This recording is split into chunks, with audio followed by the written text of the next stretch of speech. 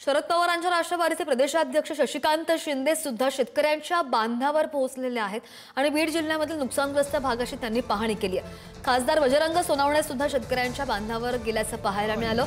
शेतकऱ्यांना सरसकट मदत करण्यासह कर्जमाफीची मागणी सुद्धा यावेळी त्यांनी करताना दिसली आहे। तर बीड जिल्ह्यामध्ये झालेल्या अतिवृष्टीमुळे शेतीच्या नुकसानासह जीवितहानी सुद्धा झाली आहे। शेतकऱ्यांच्या व्यथा जाणून घेण्यासाठी राष्ट्रवादी शरद पवार गटाचे प्रदेशाध्यक्ष शशिकांत शिंदे यांनी आज स्वतः भेट घेऊन पूरग्रस्त भागाची पाहणी केली आहे आणि त्यांच्या समवेत खासदार वजरंग सोनवणे आणि जिल्हाध्यक्ष राजेंद्र म्हस्के यांनी सुद्धा अतिवृष्टी भागाची पाहणी केलेली आहे।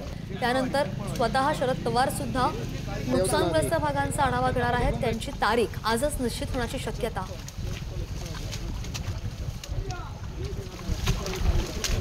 कर्जमाफी आणि अवकाळीच्या बाबतीमध्ये हा ओला दुष्काळ जाहीर करून 50,000 हेक्टरी या ठिकाणी मदत जाहीर करावी।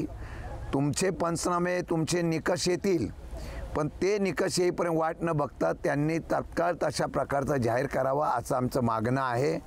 जर ही मागणी मान्य झाली नाही तर नाशिकला पहिला मोर्चा आमचा निघाला।